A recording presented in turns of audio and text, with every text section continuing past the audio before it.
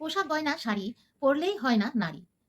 নারীরা তো গয়না বা পোশাক এগুলি পরে সবসময়ই খুব সুন্দর করে সেজেগুজে থাকতে ভালোবাসেন, তাই না বন্ধুরা? আর কিন্তু তা সত্ত্বেও কেন বলা হয়েছে শাস্ত্রে যে পোশাক গয়না শাড়ি পরলেই হয় না নারী? তার জন্য আমি আপনাদের আজকে একটা ছোট্ট গল্প বলছি। গল্পটি হলো কোনো এক দেশে একজন রাজা ছিলেন, মহারাজা। আর মহারাজার বাড়িতে ২ টো তালগাছ ছিল। একদিন সকালে ঘুম থেকে উঠে মহারাজা দেখেন তালগাছ দুটো একদম মরে রয়েছে।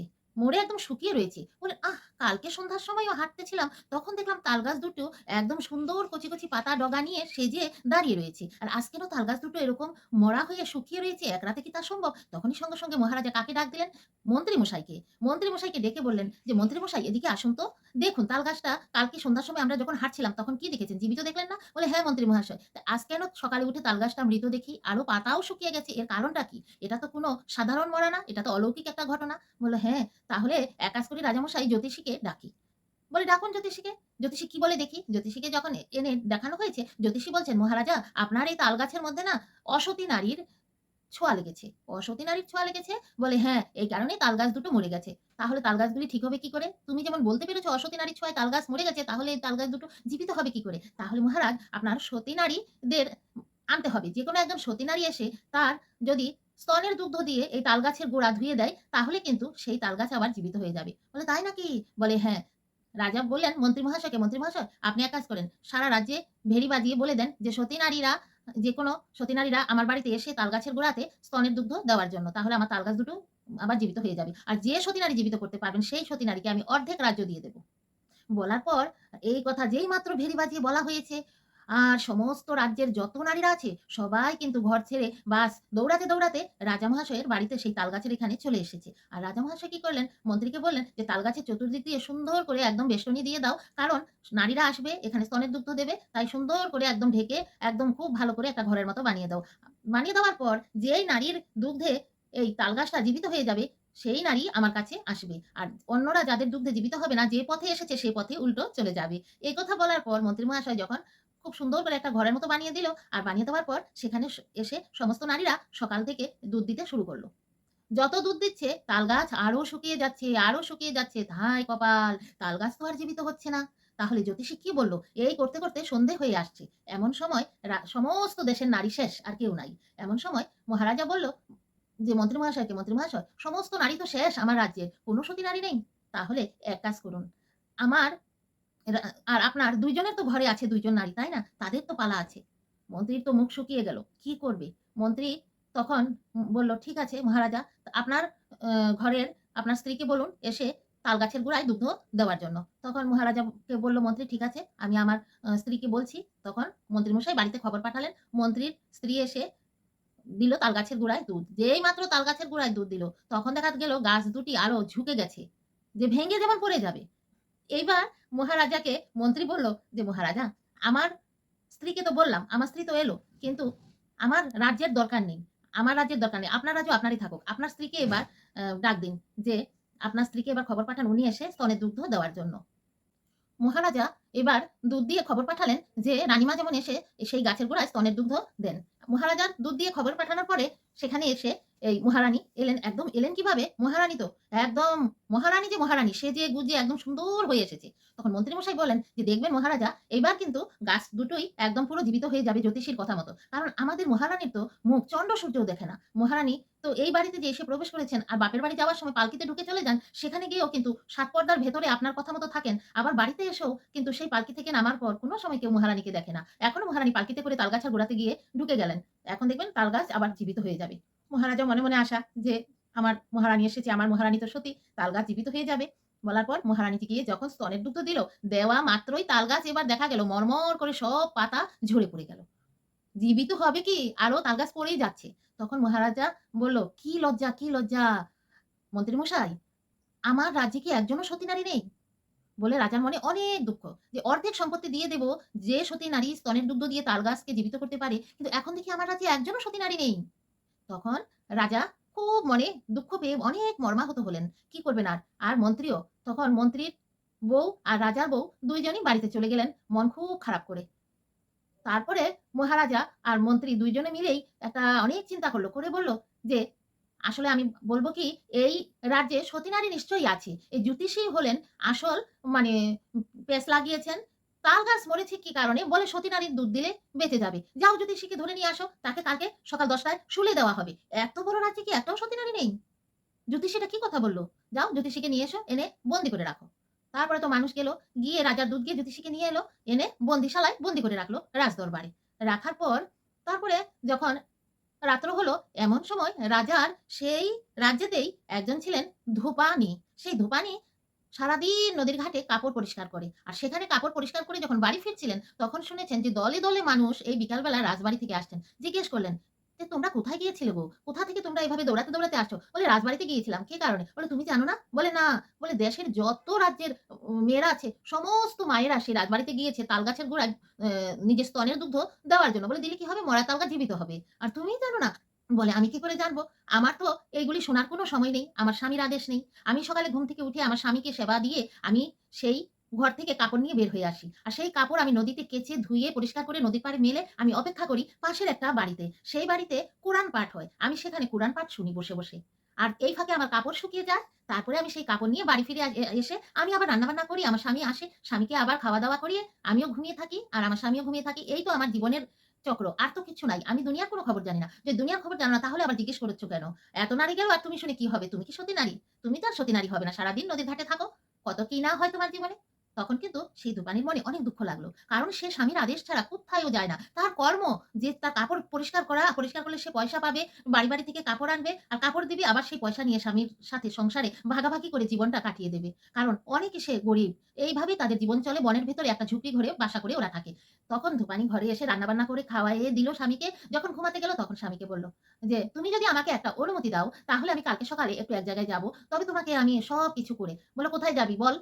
"যাবো আমি রাজবাড়িতে।" "কেন রাজবাড়িতে যাবি?" বলে, "রাজবাড়িতে ২ টো তালগাছ মরে গেছে। আর জ্যোতিষ বলেছেন সতী নারীর দুধ দিলে সেই তালগাছ জীবিত হয়ে যাবে। দেশের যত নারী ছিল সবাই দিল, মহারানী দিল, মন্ত্রী স্ত্রী দিল। কিন্তু সেই তালগাছ আর বাঁচল না। এখন সেই জ্যোতিষীকে শুলে চড়ানো হবে। তাহলে এই দেশে কি কোন সতী নারী নেই? তো তুই যাবি? তুই কেন যাবি? তুই সতী নারী। আমি সারাদিন তোকে দেখি না। তুই নদীর ঘাটে পড়ে থাকিস। কত কি করিস? আমি তো তার খবর নিয়ে থাকি না। তুই আরো বিপদ লাগাতি। আমাকে তুই শুলে চড়াবি এই উদ্দেশ্য তোর?" তারপরে বলল যে, "না, আমি আপনাকে শুলে চড়াবো না। স্বামী, আপনি যদি আদেশ দেন, আমি একবার যাবো। আমাদের দেশের কত কলঙ্ক যে একটা সতী নারী নেই এই মহারাজার রাজ্যে।" বলতে আর ধোপাকে আর ঘুমোতেই দিচ্ছে না ধুপির স্বামীকে। তারপরে স্বামী বলল, "ঠিক আছে যাবি। কালকে সকালে ঘুম থেকে উঠে তুই সুন্দর করে রান্না-বান্না করে আমাকে জম্মের মতো খাওয়া খাইয়ে তারপরে তুই যাবি। আর তুই তো গেলে রাজা তো তখন খুব রাগান্বিত থাকবে। আর তো ফিরে আসবি না। আর তুই তখন যাবি আর তুই গিয়ে কিন্তু তুই কার বউ আমার নাম বলবি না।" বলল, "ঠিক আছে।" প্রতিদিন ধুপিনি সকাল ৫ টার সময় উঠে। এইদিন ধুপিনি রাত কেন শেষ হয় না, রাত ৩ টার সময় উঠে গেল। উঠে ৩ টার সময় ধুপিনি সমস্ত ঘর-দরজা ঝাড়ু দিল। মানে নারীদের কি কর্তব্য? সকালে উঠে বাসি ঘর নারীরা সবসময় ঝাড়ু দিতে হয়, পরিষ্কার করতে হয়, রান্নাঘর পরিষ্কার করতে হয়, রান্নাঘর সব এঁটো বাসন ধুতে হয়, তারপরে মুছতে হয়। না হলে কিন্তু কোন সতী নারী এরকম না করে তার স্বামী কিন্তু মানে তার আয়ু ক্ষয় হবে। আয়ু ক্ষয় মানে অকালে মরে যাবে। কিন্তু এখনকার দিনে কি আর আমরা এগুলি মানি? এগুলি তো আর আমরা এখনকার দিনে মানি না। কিন্তু আগের দিনের কিন্তু সবাই এরকম করত। তো দুপিনিও সেইরূপ সবকিছু প্রতিটা নিয়ম পালন করে। সে সকালে উঠে সে ঘরদোর ঝাড়ু দিয়ে, সে নিজে ফ্রেশ হয়ে, তারপরে রান্নাঘর পরিষ্কার করে, তারপরে চান করে, তারপরে এসে তার স্বামীর জন্য রান্নাও করে ফেলল। ও বাবা! অন্যদিন তো ধোপা উঠে যায় সকাল ৭ টায়। আজ তো ধোপা উঠছে না। তখন ধুপিনি কি করবে, কি করবে? তার তো যেতে হবে। তখন ধুপিনি কি করল? নিজের শাড়ির আঁচলটা ভিজালো। ভিজিয়ে তখন সে স্বামীর কাছে বিছানায় গিয়ে বসে সেই আঁচল দিয়ে স্বামীর কপাল মুছলো, চোখ মুছলো, মুখ মুছলো। স্বামীকে এরকমভাবে স্বামীকে শরীরে আরো আরাম দিতে থাকলো। তখন ধূপা আস্তে, আস্তে চোখ খুলল। কারণ জল দিলে ঘুম ভেঙে যায়। সে আঁচল ভিজিয়ে জল নিয়ে গেল। ধূপা মনে, মনে বলল, "বাবা আজকে সকালে আমাকে এত আদর করছে, শেষ বিদাত দিচ্ছি। আজ তো শুলে তুই চড়বি।" তখন ধূপারও খুব কষ্ট লাগলো। উঠে ধূপা বলল, "কি করছো তুমি? এগুলি কি করছো? আজকে তো তুমি রাজবাড়িতে যাবে। আর তো ফিরে আসবে না। শেষবারের মতো জম্মের মতো আমাকে সব ভালোবাসা দিয়ে দিচ্ছ।" বলে যে, "না, না স্বামী তুমি দেখবে আমি সম্পূর্ণরূপে তোমার কাছে আসব। আর এই দেশের মধ্যে যে সতী নারী একজন আছে, সতী নারী ছাড়া নেই, তা প্রমাণ করব।" বলে ধোপা তাড়াতাড়ি স্নান করে এলো। তারপরে সেই ধোপাকে খাওয়া দিল। ধোপা খেতে বসে অন্যদিন বড়, বড় গ্রাস করে খেতে থাকে। আর আজকে ১ টা ২ টা করে টিপে, টিপে খাচ্ছে। ধুপিনী মনে, মনে বলছে, "হায় কপাল! অন্যদিন এরকম করে খায় ঠেলে, ঠেলে। আজ আর ধোপার খাওয়া শেষ হয় না।" সকাল ৯ টা হয়ে গেল। এবার ৯:৩০ হয়ে গেল। আর তো ধোপার খাওয়া শেষ হয় না। এমন সময় ধূপা দেখলো যে 10টা বাজতে মাত্র 15 মিনিট বাকি। আর এইদিকে কিন্তু ধূপিনী এই তার বিবাহিত জীবনে একটা মুহূর্তের জন্য তার স্বামীর আদেশ ছাড়া সে কোনো কাজ করে না। এখন স্বামী আদেশ দিচ্ছে না, যেতেও পারছে না। তারপরে দিয়ে ধূপা বলল যে, "থাক আর 15 মিনিটে তো আর যেতে পারবে না। কোথায় যেতে পারবে? আর 15 মিনিট সময় আছে, তাই আদেশ দিয়ে দেই।" আদেশ দিয়ে দিল যে, "যাও তুমি না রাজবাড়িতে যাবে, তাহলে যাও।" ধূপিনী সুন্দর করে গলায় আঁচল দিয়ে তার স্বামীর পদতলে একদম সাষ্টাঙ্গে প্রণাম জানিয়ে ধূপিনী রওনা দিয়ে গেল। মাত্র 15 মিনিট। রাজবাড়ি যেতে, যেতে লাগে ১ ঘন্টার রাস্তা। সে 15 মিনিটে কি করে যাবে? ধূপা তো জানে। তখন ধূপিনী খুব দৌড়াতে, দৌড়াতে যাচ্ছে আর মহান আল্লাহ তাআলাকে স্মরণ করছেন। আর এমন সময় ধুপিনী চোখের পলক ফেলতেই দেখে কি রাজবাড়ির দরজা। তাড়াতাড়ি করে রাজবাড়িতে ঢুকলেন দৌড়ে, দৌড়ে। ঢুকেই বলল, "মহারাজ, মহারাজ আমি এসেছি। আমি কোথায় সেই তালগাছ? তাড়াতাড়ি বলুন। আমি স্তনদুগ্ধ দেব তালগাছকে।" বলল, "তুমি দেবে? তুমি কে?" "আমি ধূপিনী। তোমার বাড়ি কোথায়?" "বলব মহারাজ, আপনাকে সবই বলব। আগে আমার সময় থাকতে বলুন, আমি তালগাছকে স্তনদুগ্ধ দেই।" বলে মহারাজা দূতকে বললেন যে, "নিয়ে যাও।" ধূপিনী কি করলেন? মহারাজা, মন্ত্রী, জ্যোতিষী সবাইকে প্রণাম জানালেন। সবাইকে জানিয়ে সবার থেকে দোয়া নিলেন। দোয়া নিয়ে, আশীর্বাদ নিয়ে তারপরে ধূপিনী চলে গেলেন কোথায়? সেই তালগাছের গোড়ায়। গিয়ে তার ডান দুগ্ধ ডান স্তনের দুগ্ধ যেইমাত্র তালগাছের গোড়ায় দিল, একটা তালগাছ সঙ্গে, সঙ্গে জীবিত হয়ে গেল। আরেকটা তালগাছ তো হচ্ছে না। সবাই দৌড়ে এসে ধুপিনি দুধ দিল। একটা তাল গাছ দেখেন একদম জীবিত হয়ে গেল। রাজা বলল খটকা লাগলো। এক তাল গাছ জীবিত হলো, আরেক তাল গাছ হলো না? বলে না, আরেক তাল গাছ তো হলো না। তখন রাজা ধুপিনিকে ডাকালো। ধুপিনি আসার পর বলল যে, "মা গো, তুমি একটা তাল গাছ জীবিত করতে পারলে, আরেকটা কেন পারলে না মা?" বলল যে, "আরেকটা তাল গাছ আমি জীবিত করার জন্য আমার ধোপাকে আনতে হবে, আমার স্বামীকে।" বলে, "তোমার স্বামী কোথায়?" বলে, "আমার স্বামী ওইখানে বনের কাছে একটা ঝুপড়ির মধ্যে। মহারাজ আমরা বসবাস করি। আমরা নিতান্তই গরিব। আমাদের বাড়িঘর কিচ্ছু নেই। আমরা ওখানে কোন রকমে নদীতে কাপড় ধুয়ে পরিষ্কার করে আমরা ওখানেই বসবাস করি।" তখন দূতদের পাঠালেন, "যা নিয়ে আয়, ধোপাকে নিয়ে আয়।" আর ধোপাকে আনতে আনতে যাবি, আমি যেই পালকিতে করে সবসময় যাতায়াত করি সেই পালকিতে করে ধোপাকে আনতে যা। সেই পালকি নিয়ে ধোপার বাড়িতে গেল।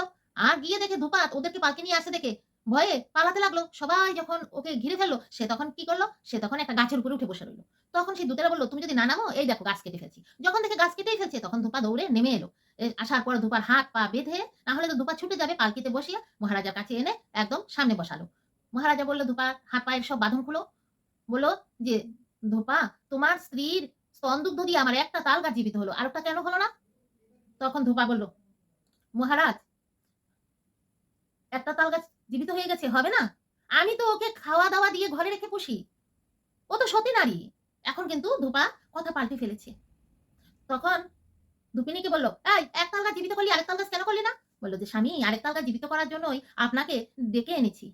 এখন মহারাজা বা দেশের হাজার, হাজার মানুষের সামনেও আমার বললে কোনো অসুবিধা নেই। যেহেতু আমার স্বামী আছে। তো বল কি হয়েছে? আমি একদিন নদীতে কাপড় পরিষ্কার করে এসে তা আমি নদীর পাড়ে মেলে দিয়ে পাশে এক বাড়িতে কোরআন পাঠ হয়, সেখানে গিয়ে আমি কোরআন প্রতিদিন শুনি, ধর্মকথা। আর যখন আমি এগুলি শুনছিলাম এমন সময় এমন কালো করে ঝড় তুফান এলো। আমি দৌড়াতে, দৌড়াতে, দৌড়াতে, দৌড়াতে নদীর এখানে যখন পাড়ে এলাম, এত বালির ঝড় উঠলো। আমি এই চোখ বন্ধ করে, করে কাপড়গুলি সব নিলাম। না হলে মানুষের কাপড় উড়ে গেলে আমি মানুষকে কি দেব? তখন কোত্থেকে যেমন একজন লোক দৌড়ে এই পথ দিয়ে যাচ্ছিলেন। আর আমি তো চোখে বালির জন্য কিছু দেখিনি। আমার বাম স্তনের মধ্যে আমার বাম দিকে সে বাড়ি খেয়ে চলে গেল। আর সেই সময় থেকে আমার বাম দিক অপবিত্র হয়ে গেছে স্বামী। যদি আপনি আমাকে অনুমতি দিন, আপনি বলেন যে আমার কোন দোষ নেই, তাহলে আমার সেই অপবিত্র দেহ পবিত্র হয়ে যাবে। যেহেতু আপনি আমার স্বামী, স্বামী যদি ক্ষমা করে দেয়, তাহলে স্ত্রীদের কোনদিন কোন আর দোষ থাকে না। তখন ধোপা বলল যে, "না, আমি এই জীবনে সত্যিই তোকে কোনো দোষে পাইনি। আমি আমার মন থেকে, আমার হৃদয় থেকে আমি তোকে একদম আমি বলে দিলাম যে, তুই কোনো দোষী না, কোনো অপবিত্র না। যা, তুই এখন তোর স্তনের দুগ্ধ তালগাছের গোড়ায় দে তো দেখি। আমি তো তোকে সমস্ত যত কিছু পাপ পুণ্য সবকিছুর থেকে তোকে আমি মুক্তি দিয়ে দিলাম। এবার তুই যা, তালগাছের গোড়াতে গিয়ে তুই দুগ্ধ দে তোর স্তনের, স্তনের।" গিয়ে যেমাত্র বাস্তনের দুগ্ধ দিল, সঙ্গে, সঙ্গে দেখা গেল তালগাছ জীবিত হয়ে গেল। কারণ সতী নারী সে। কি কারণে সতী নারী? সে তার স্বামীর কথা মতো চলে। স্বামী তাকে যা হুকুম করে তাই সে করে। কিন্তু আমাদের আরো যে রাজার যে সমস্ত নারীরা এলো, তারা কিন্তু প্রত্যেকে স্বামীর হুকুমে চলে না। যেহেতু তারা স্বামীর হুকুমে চলে না, সেই কারণেই তারা কিন্তু সতী নারী না।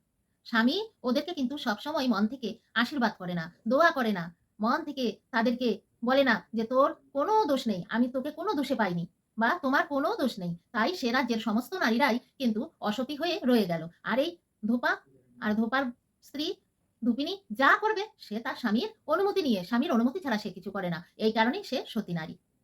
তখন মহারাজা বললেন যে, "ধূপানীকে আমার এই রাজ্যের অর্ধেক রাজ্য দিয়ে দাও। আমার ধূপানী এই রাজ্যে স্তনদুগ্ধ দিয়ে তালগাছ বাঁচিয়ে অনেক বড় একটি উপকার করেছে এবং দেশের মুখ রেখেছে।" তখন ধূপানী বলল যে, "মহারাজা, আমি রাজবাড়ি নেব না। রাজবাড়িতে মহারাজাই কিন্তু শোভে। ধোপা এখানে থাকলে কিন্তু এটা রাজবাড়ি হবে না।